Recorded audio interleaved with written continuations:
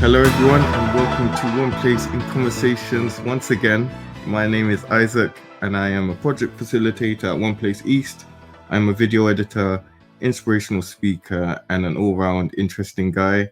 And today, I'm joined by Shireen Barrows, who is a MBACP, psychotherapist, counselor, in specializing in trauma, and is currently a deputy project manager for One Place East Community Mental Health Program. Thank you for joining me today. Hope you're doing well. Okay, thank you. I am doing well, thank you. Thanks for the introduction. And today, the theme of Black History Month is the Black family, equality and inclusion, representation of identity and diversity. I'm going to actually go back over to Isaac now so that he can actually talk a little bit about what Black History Month represents to him. Yes, so yeah, we've come here today to talk about Black History Month, and as mentioned by Shireen, for America, the theme in February was the Black family, which is about representation, identity, and diversity. And in the UK, we celebrate in October. Our theme is Proud to Be. So we thought we would combine the two together. For me, it's a time for us to remember people like Martin Luther King Jr. and Rosa Parks, who made significant movements in today's world. It's a time for us to celebrate people like Sir Trevor MacDonald, who was one of the first few Black faces in broadcast television in the 1970s. And when retiring in 2008, had received more awards than any other news broadcaster in Britain. And Lewis Hamilton, who has won a record of 100 Grand Prix and much, much more. I was doing so much research before this podcast, and it was so much to consume that if I told you everything, we would be here for a couple of weeks. But most importantly, it's a time for us to appreciate the local people doing incredible work and doing achievements of their own. So I'm going to now hand you over to Shireen to do a reflection of the Windrush and the Black family. Okay, my reflection on Windrush. As a human species, we are relationally dependent on others. We need others to survive, to thrive. We use our relationships to estimate our self-worth. And one of the difficulties with Windrush is the way it actually divided the family. It's then created a system where there was not as much sense of community. And it has evolved. And I think more and more as a community, we're learning that engagement is quite important. Connection is quite important for our mental health. So later today, we will be talking a little bit more about the Black family and Windrush. But before further ado, I want to apologize. We did have another speaker due to come on. However, she's not well today, so our thoughts and prayers go out to her. But we have an equally important person whose name is Denise James, who's coming onto the podcast today to speak about her book and her journey as an author, as a psychotherapist herself. And basically, we will have a discussion about Windrush with her as well. But Denise expressed that she believes in the transformative power of creativity, learning and growing through shared experiences. She grew up in Hackney, London, in the United Kingdom. Her parents are from Jamaican heritage. I will allow her to go into her own story, but without further ado, I would like to welcome Denise James, who has done so much for the community as well. We've worked on several other projects together. Come in, Denise. Hi, everybody. Hello.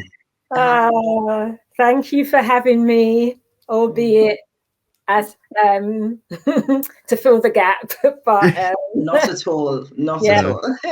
Yeah. Yeah. Yes. Yeah, I'm happy to be here and to be part of this conversation today. So, yeah. Yeah. Thank you for being here, Denise. Mm-hmm. I think the first thing we'll go through is probably ask you to talk a little bit about your book and your journey in writing it, and what that book represented for you and your story behind it, really. Okay. All right. So I started to write my book when I was 40 years old. Before then, I've always been writing from a child. I discovered writing as a form of therapy and self-expression. Yeah. And coming up, I didn't really have a voice because of my childhood environment. I remember going on a course once when I decided to use my journals to write my autobiography. I went on a course. It was called Breathing Life into Journals or something like that. And she asked us, why does a writer write? And none of us came up with the right answer, if any, if I can remember. And she said, because they have something to say, And I think I've always been a soul who has something to say, because I think I see more than your average. But then, when bad things happen to you in your childhood, you can use your voice. But it was in my childhood that I said I was one of the things I wanted to become is a published author, because I loved reading as well and learning. So that time came when I was 40 and had been kind of healing myself through my own experiences of individual and group counseling. And it just felt like, they say life begins at 40. It felt like my new life began at 40, as healed as one can possibly get. After that, it's just about recycling the same material and gathering depth and knowing more as you move through life and growing as much as you can. The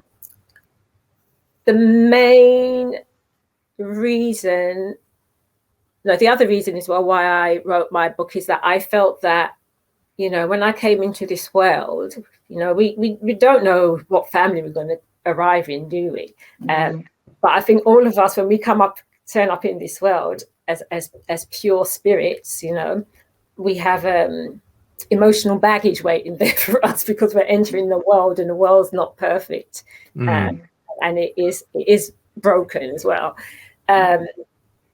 So I also wanted to almost give the world back, the bad experience it gave me, or maybe not give it back, transform that and share that with others so that they can heal from my healing and transformation as well, and they can, the message is no matter how your life starts, it's how you finish it, from the moment you take control. And as a little girl, I was always looking forward to being 18, because, I had the sense that life was meant to be better than this. And as soon as I was able to take total control of my life, that I was going to make my life better, which I have remained true to.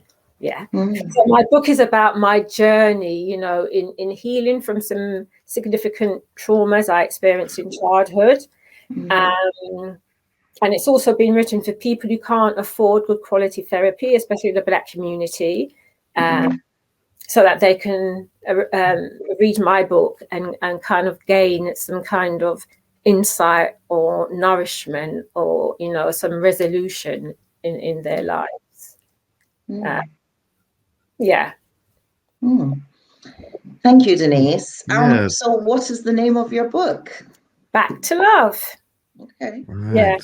Yeah. Right. And once I got that name, I never changed it, because it's called Back to Love, because I think I'm a spiritual person. So I think that we are made out of great stuff spiritually, but that we can lose that during the course of childhood.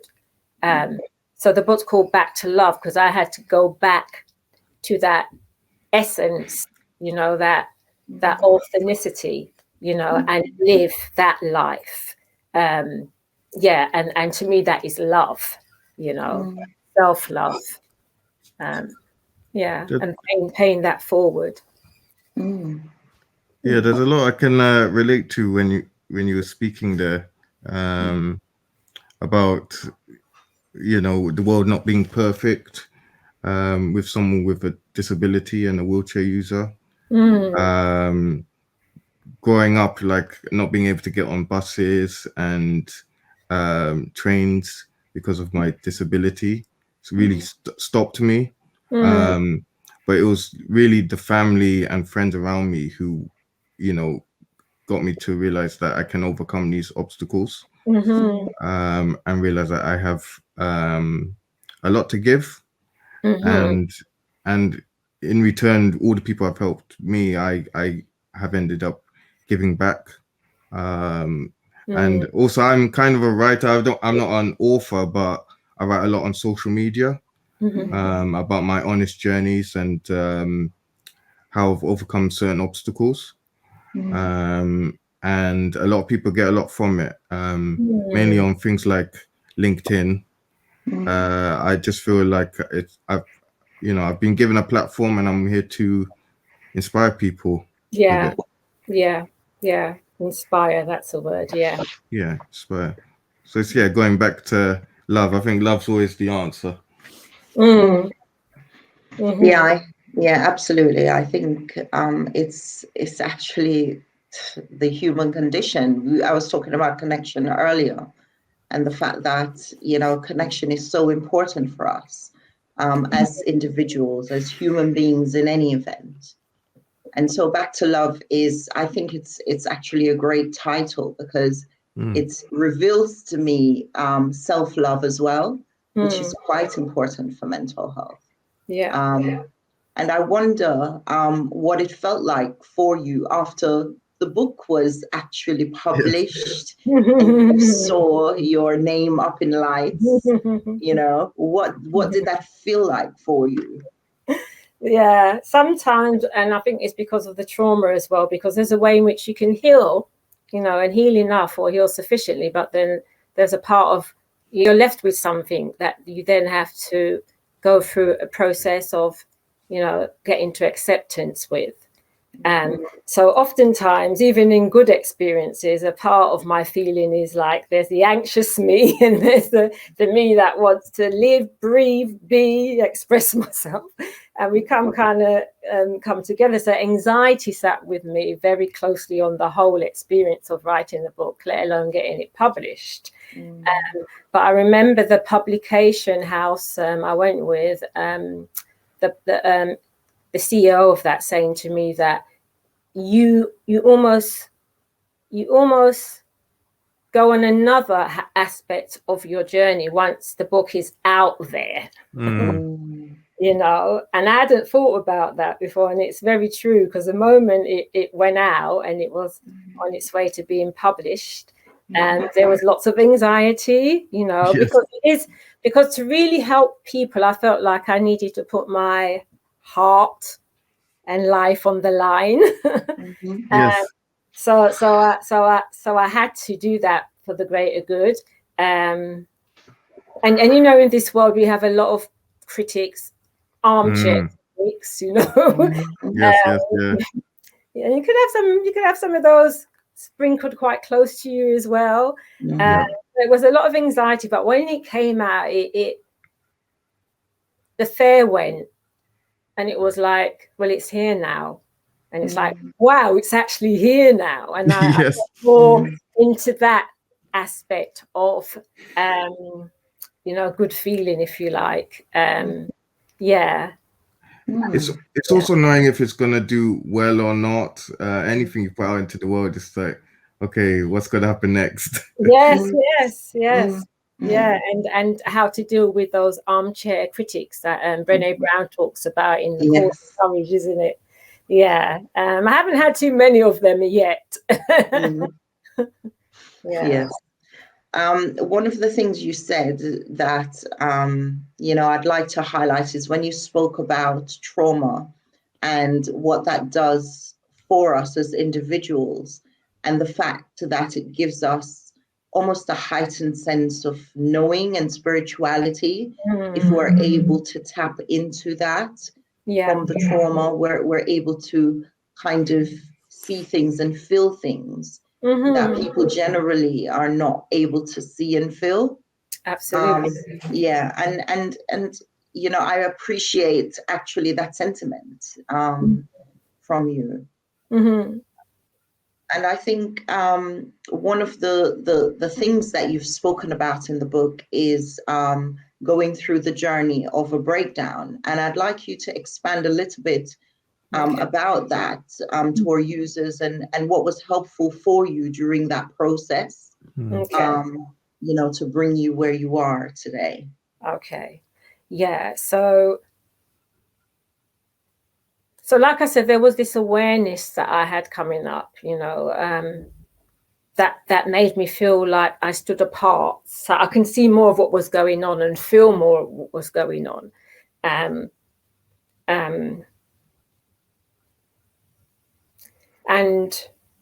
yes, I always had that awareness with me, no matter what was going on in my life. And that awareness was also part of, it felt like there was some kind of spiritual, you know, I was being protected spiritually as well. You know, like you were saying before, I just knew things and felt stuff. And, you know, oftentimes removed myself out of a situation before it got bad, because I was listening to that inner guidance from young. So because of the traumas, I'll mention what they are, because, you know, this is where we go into mental health a little bit, and where we have to set the example to help the community to talk about these things. So one of the trauma was child sexual abuse. It was also abandonment, neglect. Those main areas. So by the time I got to 20, then I had the child at 17, 18. I was in school. You know, I didn't really have anybody following me as a child to know what kind of a day I was having, let alone what I would choose at the end of the school year. So, you know, I decided I'd become a mother then. You know, the idea of someone to love and have loved me, and this will be my new chance, and this is where I'm going to build my life up from. So I done that, but then 3 years in, when my son was born, I then also made a promise to him and myself that this was going to be our new starts. And you know, and by then I started to read and started to think about change in the past. And then when my son was 3 years old, I'd been in a toxic relationship, and that came to an end. Also, I had bulimia at the time, you know, that I started that eating disorder at 12.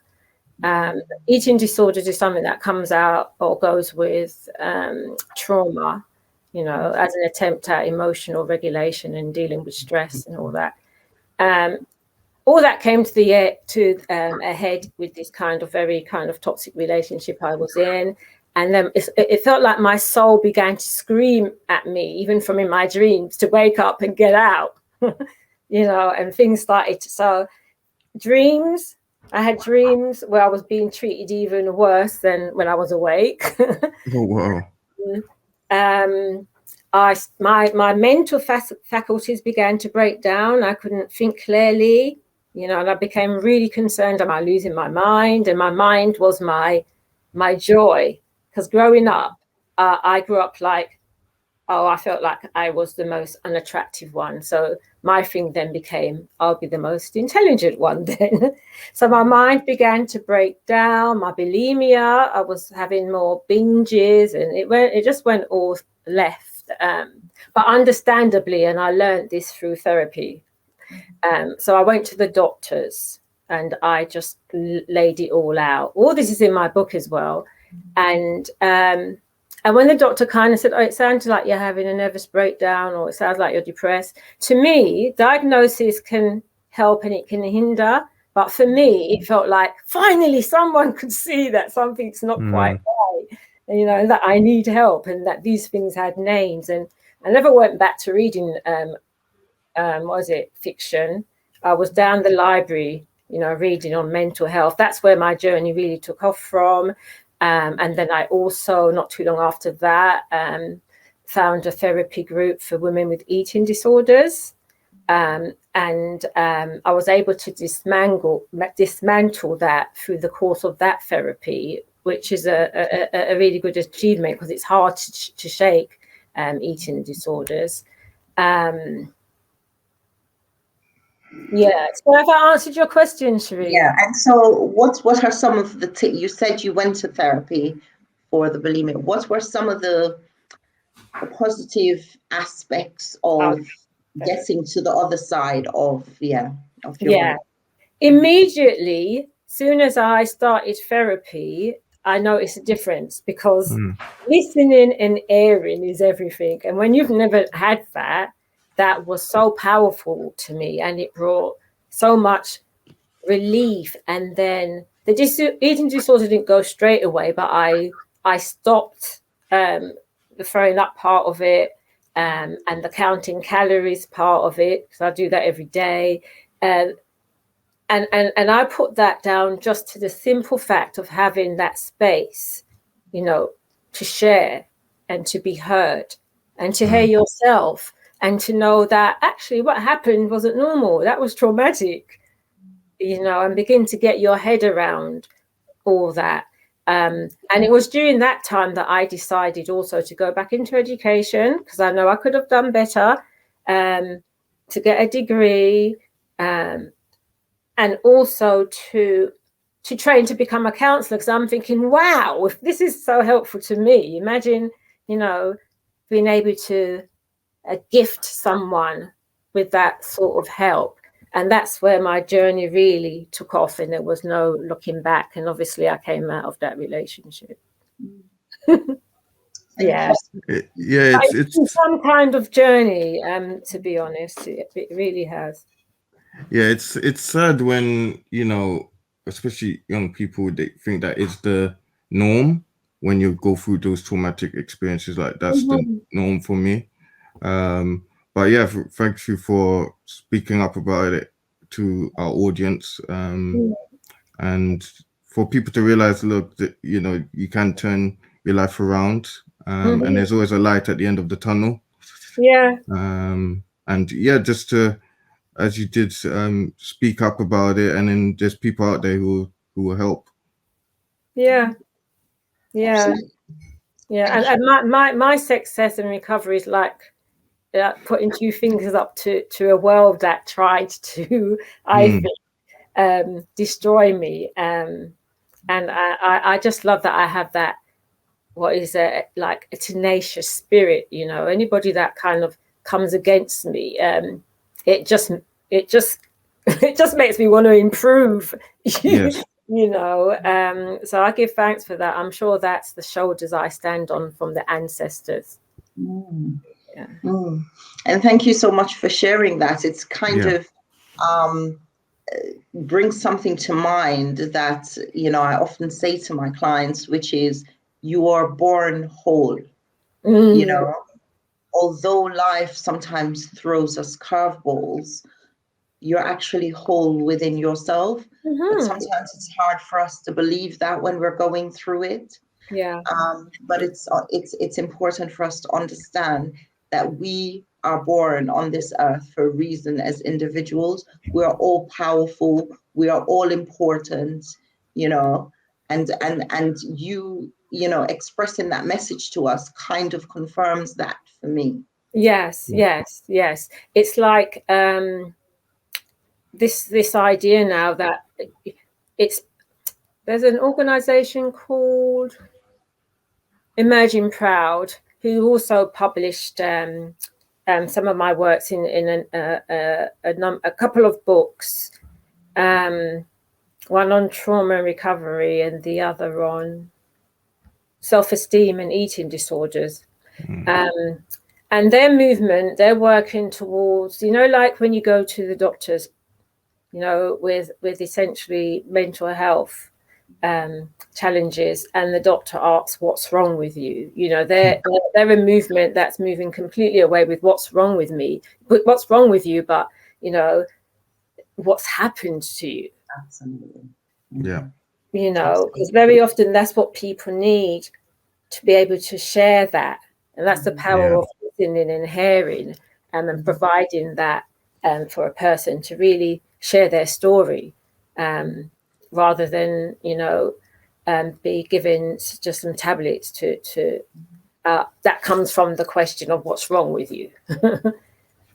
And I also, go ahead, Isaac.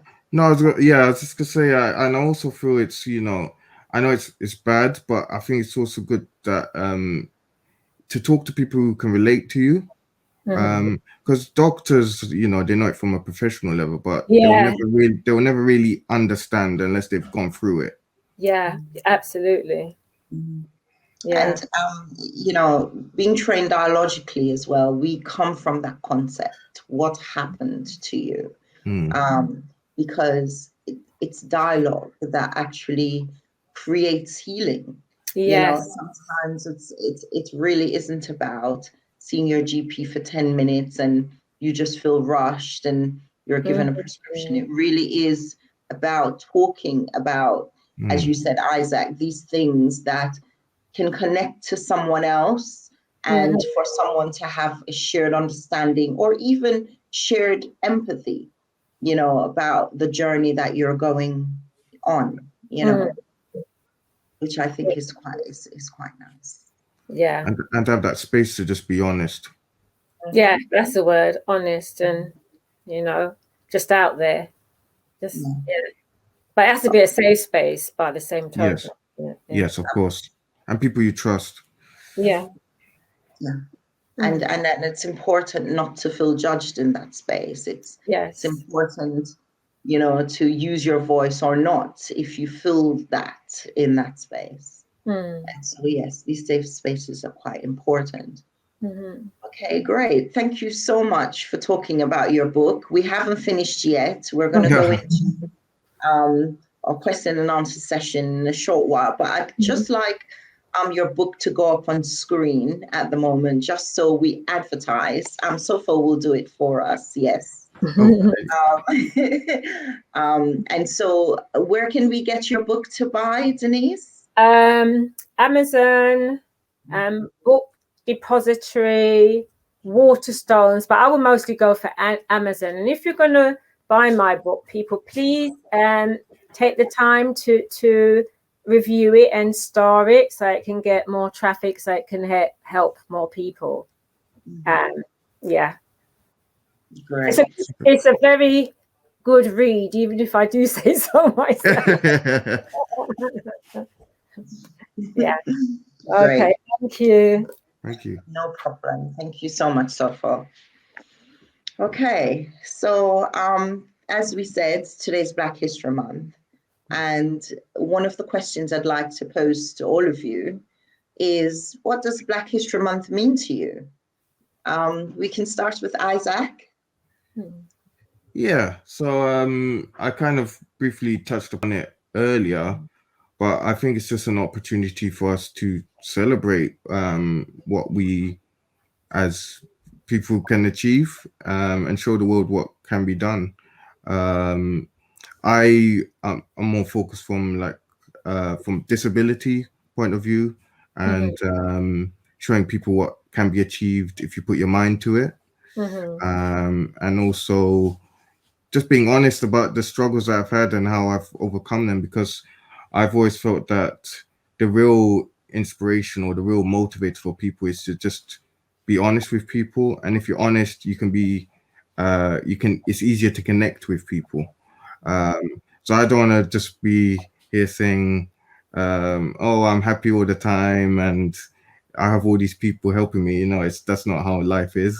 I want to tell people how difficult things are, how I've dealt with the situation and how I've overcome it to be able to do things such as skydiving and skiing and tall ship sailing, and the list can go on and on. Well, actually, I could also include. We're going to say it later, but also yesterday, it was announced that I was one of the top 100 influential disabled people in the UK.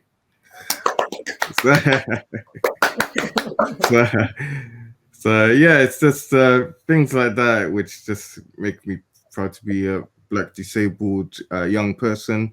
And with this, it does encourage me to continue to do what I'm doing to inspire the next generation or people who are older than me. I'm just here to show them that if they put their mind to it, they can be the best versions of themselves. Absolutely. Thank you for that, Isaac. Denise, Yes. what does Black History Month mean to you? Okay, so this Black History Month, I've been not even calling it Black History Month. I've been calling it Black History Matters. You know, and that's also off the back of what the trauma we went through last year, and you know, there's a movement to kind of, you know, go around and get rid of the statues that sit in slavery. You know, and that conversation is still going on because we're looking at museums now and, you know, stuff that don't belong there.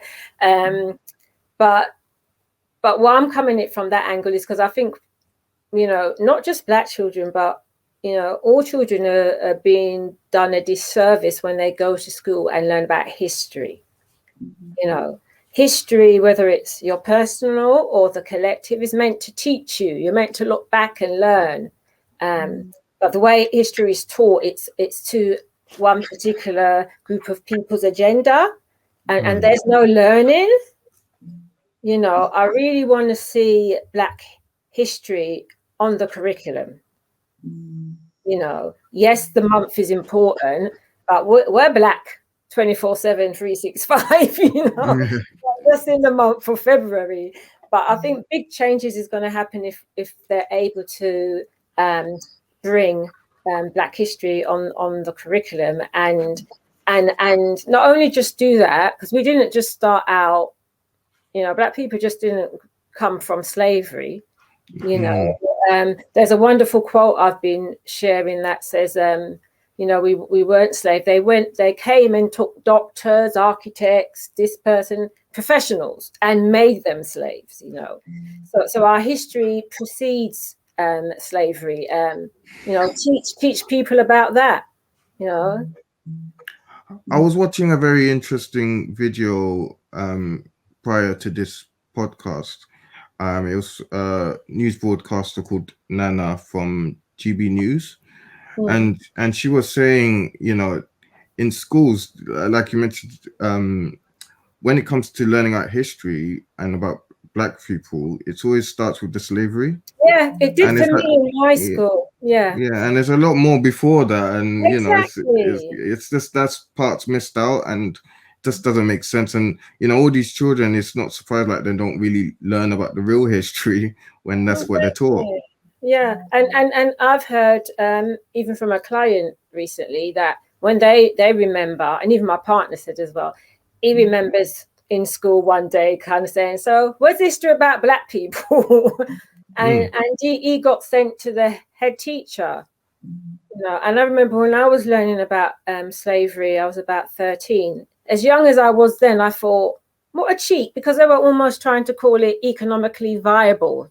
The question was, how was it economically viable? And I'm thinking, and then they got these pictures, you know, the pictures when you're on the bottom of the ship, you know, like that. And this is what you're teach at 13. I felt something wasn't quite right there. You know, and you know, I'm not in my 20s anymore. So I don't know what they're teaching for history today when it comes to Black history. I know that Wales has changed their curriculum, but I don't know how it is now in other parts. I'm aware that you know, quite a few teachers and activists are actually trying to get Black history on the curriculum. Good. And so, you know, I definitely believe in that. I was schooled up to third form in Jamaica. And even being schooled in Jamaica, I knew nothing of Black history because we were taught from the British history. So for me, what Black history means to me is people like Isaac, who, you know, is inspirational to our community. People like you, Denise, who, you know, regardless of where we started, where we've come, for me, Black history is about the fact that my mother came here during the Windrush generation. And, you know, she was a nurse and she helped to build the UK and the other people who followed her from our community. And it's funny because growing up in Jamaica, color was not something I saw because we are such a mixed group of people. And even me as an individual is from mixed heritage. And so once again, it really is about the connection. And once again, it really is about celebrating who we are as a community, where we've come from and how far we've come. Yeah. And where we can take it. Yeah. And it's not even teaching Black history, it's world history. Tell the story of the world, but honestly, you know, because some of us are interested in history, you know. And if it's cut out, how are we meant to know? It's exactly, we're just not given the real deal. Nobody. Yeah. Okay, so the next question would be regarding the Black family. Could you tell us about yours, Denise, and how it had an impact on your representation, identity, and diversity? So sorry, repeat that again. Regarding the Black family, tell us about yours. It could be even your nuclear family, and how it's had an impact on your representation, identity, and diversity. Okay, so, you know, my mother, bless her, she made some big mistakes, but there was a lot that I admire and took from her in spite of that, because she, you know, she didn't play, you know, she would always express herself and would encourage us to express ourselves in that way. She gave us a certain kind of new freedom. Also, my mum loved, this was the best part of my childhood as well. My mum loved music. You know,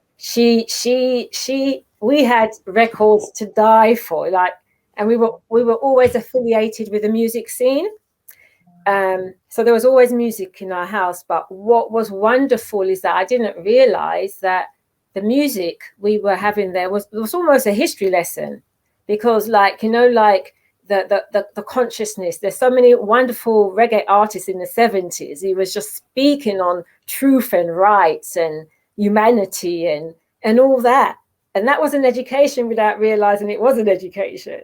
Because when I hear those music now, it still applies to the struggles that we're having here today as a people.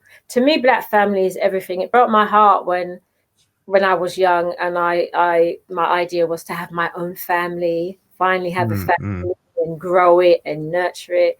So when that didn't work, that was a bit sad. But I've always been a champion of the Black family, whether you're as a single parent or, you know, as a whole family. Me and my family are very tight and very conscious and very proud. You know, I always, given a choice, I'll still come back as a Black woman. Isaac? So yeah, I've had a very an interesting growing up when it comes to family. So I was born in the UK, and then I was fostered at 2 weeks to my mum, who is from Wales, and my dad, who was from Trinidad. Sorry, I was born as Ghanaian, but fostered at 2 weeks from mum from Wales and my dad from Trinidad. And at age 5, they ended up adopting me. So I kind of grew up into a whole new family, but they always treated me the same. And they never really stopped me from doing things. They always encouraged me to do things. And it's a bit strange. It's going for what Shereen said earlier about not looking at color and more community. I kind of didn't see, like, color wasn't really something I really saw or thought about. It was more about my disability and how I can overcome things with my disability. That was kind of my main, and has always been my main focus. And that could be seen as a good and a bad thing, because part of it's kind of not really, it's taken a bit longer to learn about Black history as much and to being a bit more interested about it, where because I've been more focused about my disability and more of seeing the challenges of disability. But over time, it's like I've, you know, for the past 2-3 years, I've been wanting to learn more about it, and you know, being Black myself, I feel that I should be a champion for it. So I do mention that in some of my talks and what I write about online. So yeah, it's something that I'm learning today. I'm not saying like my family kind of avoided it, because I had a mixed family and they've always spoken about it, but I feel that I'm still learning, and there's a lot to learn, and I have a lot to teach people as well. Indeed. I think for me, regarding the Black family, I think, you know, I was brought up quite in a fragmented situation where my mom did come here during the Windrush era. So I grew up with my grandmother. So I was 1 and a bit when she left. And so that created some fragmentation in our relationship. But I was very securely attached to my grandmother, and grew up in a large West Indian family, because she had 7 children, so 6 aunts, 1 uncle. And so food was a major part of that. Religion, my grandmother was a devout Christian. And so having to wake up every morning at 5 a.m. to pray was part of that journey for me. And then fast forward, coming to the UK to join my mother, obviously the relationship was fragmented, and I left home at 17. But when I started my own family, I kind of gathered from the positive side of all these experiences and wanted to just pour it into my family. And I'm a mother of 4 girls, and every day we work together to create dialogue, and to be supportive towards each other, and to create the network that we lost through immigration. And so for me, you know, one of my greatest pleasures is actually getting together with my girls, their partners, the grandchildren, and listening to music, having a laugh and a joke and dance and just being silly. And so for me, in terms of, you know, that, you know, and I have, you know, a daughter who has a partner from a different culture completely as well. And so for us, we just come together as a mixed team and just share experiences, and diversity, and, you know, teach each other things from different cultures. And for me, that is the pleasure, you know, of the Black family, you know, mixed, because I was brought up with a mix. In Jamaica, we say out of many, one people, because that is how we are mixed in the Caribbean. Community. Family's everything. I have 5 grandchildren. They're grandchildren are so it's a different experience, isn't it? But I'm always teaching them, you know, about Black history, about, you know, self-confidence, you know, always letting them know that if, you know, they ever needed to speak to someone, I'm here for them. Yeah, so Black family is really important. Yeah, and we have a lot of healing to do there as well. I would also consider like my closest friends, my family. The amount of friends that I have from all over who have gone out their way to make sure that I'm able to eat when we're out, traveling abroad, and make sure I'm can get from the seat to the airplane, and and having a safe space with some of them to be able to just be honest with how I'm feeling. Yeah, And that really that's like another part of family that I really do appreciate, because they've really helped me become the person I am today. yeah. We're all is, you know, it takes many hands make light work. Mm, You know, is one part, but we live in such a state of interdependence. mm. You know, but that gets overlooked. You know, but let one thing go wrong in your day and you realize how much, you know, you're dependent on someone to make something happen. So Very true. to me, that's progress. If any philosophy that, you know, works against that, it's working against being human and humane. And Because yeah, go ahead, Isa. yeah, no, I was just saying, because all my life I have had to depend on someone. From getting dressed in the morning, having breakfast, get me into the wheelchair. I've had to depend on a lot of people, and I feel that I'm quite fortunate to have good people who've helped me up. Absolutely. And you know, I really one day do want to give back to all of these people who have just helped me.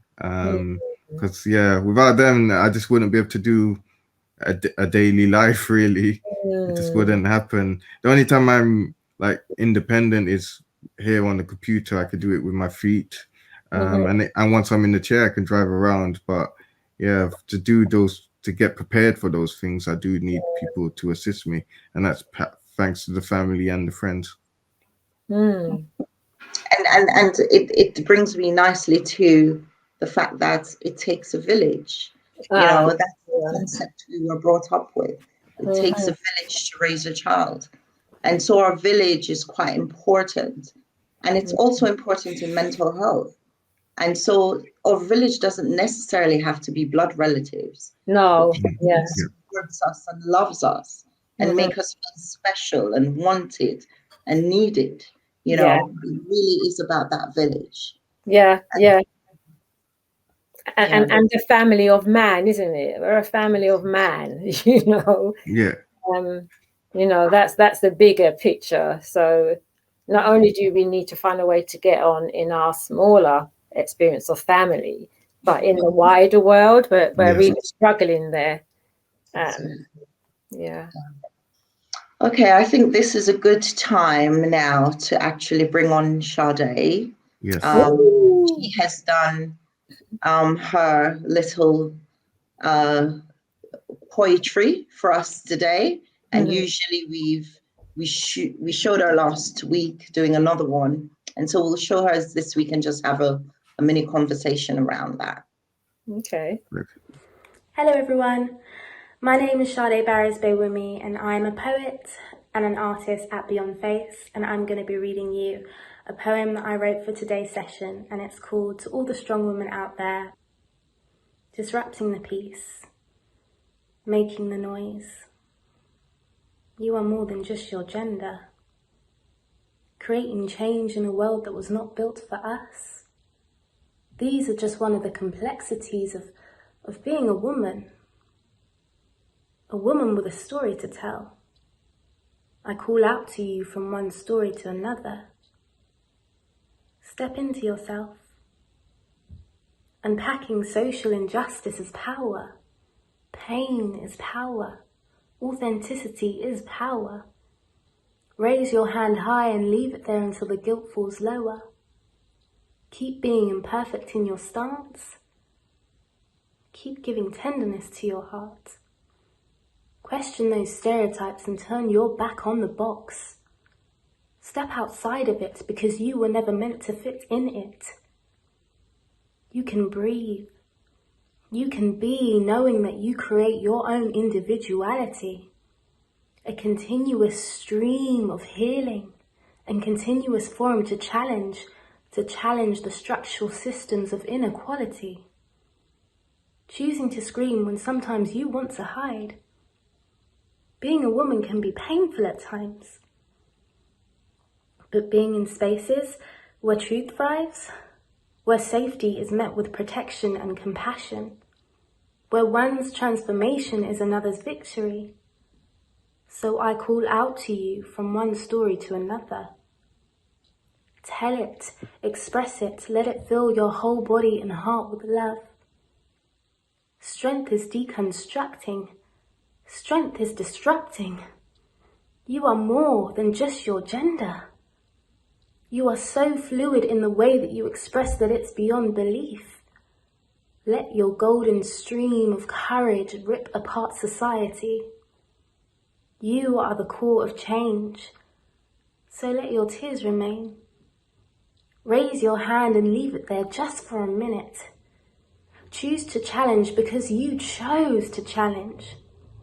To all the strong women here today who came before us and paved the way, we raise our hand up to you and all the things that you have been put through. So disrupt the peace, make the noise, take up space, and give space to those who deserve it. Because you deserve it. Wow. Wow, I just love her, and I love her voice. So authentic. Yeah, I love how she does words right. It just sounds right. It just sounds right. Yeah, she's living her call, isn't she? Yes, and it just shows how powerful stories are. Everyone has a story to tell, and it's people like her and yourself, Denise, who are sharing powerful stories to inspire others. So they can understand. Yeah. Well, word power, isn't it? Yeah. Absolutely. Every time last week I wanted to cry, now this week. Yeah, of course, right. I just feel so proud of her. Oh, she's so lovely. Yeah. She's been on her own journey, and what can I say? Every time I hear her poetry, it just gives me goosebumps, really.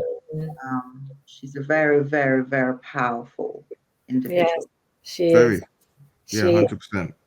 Yeah. Although when I tell her that, she's like, you will say that, but no, she is. Yeah, no, that was really powerful. Yeah. It reminded me of a poem that I wrote. Probably I'll sign out with that. It's not a long one. But it's on the theme of everything we're talking about. So it came to mind. It'd be great to hear it. Yeah, go for it. So should I do it now? Yes. Yeah. All right. And if we are wrapping up, this is my leaving message. Listen to the poem and our leaving message. Yeah. So it's called Why. Okay. I had a dream last night that I died, and the Lord asked me why. Why, when you was alive, you wasn't yourself? And all the excuses that had once served me well now didn't mean a thing, because in truth, I never did go out on that limb. To the place the Lord later shared held her most precious fruits, a place where I never could lose.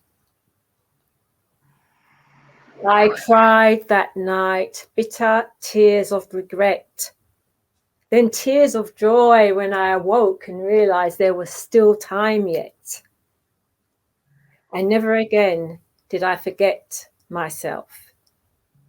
and forget to respond to the call to share and express my God-given talents. That's it. We all have them, you know.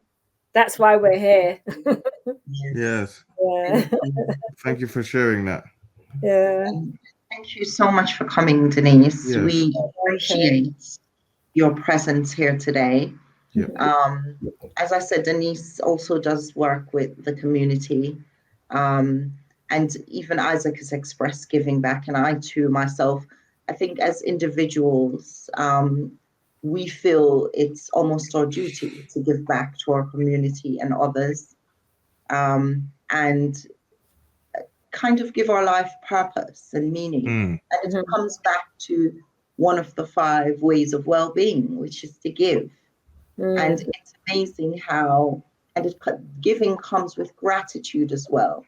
And so sometimes when you're feeling kind of like you're not having a great day, just think of what one thing or 2 things you can be grateful for today, even in the midst of turmoil. And that's actually reframed your thoughts, your thinking, and your life. So I leave a message of gratitude today. Absolutely. That's a wonderful message to leave on. Yeah. Isaac, you want to? Yeah, just to say thank you, Denise, for allowing us to speak with you for the past hour. It's been quite an enlightening hearing from you and what you're doing and how you're impacting a lot of people's lives in the process. And thank you for championing what you're doing. Really do appreciate it. And if you would like to just share how people can see more of what you're doing once again and your book. Okay. So my book is Back to Love, and you can get it on Amazon. Please remember to review and star. You can find out more about me in regards to my writing and my work as a psychotherapist and an inspiration coach at my website, which is innersideout.net. Yeah. Perfect. Well, thank you very much. This has been One Place in Conversations, episode 5, talking about Black History Month. Please do give it a like, subscribe, and we look forward to seeing you for the next conversation. So thank you, everyone, and we'll see you again next time. And thank you both. Thank you for having me, and thank you for connecting and engaging today. It's been good. I've enjoyed it. All right. Okay. Take care, everybody. Okay. Bye-bye. Bye-bye.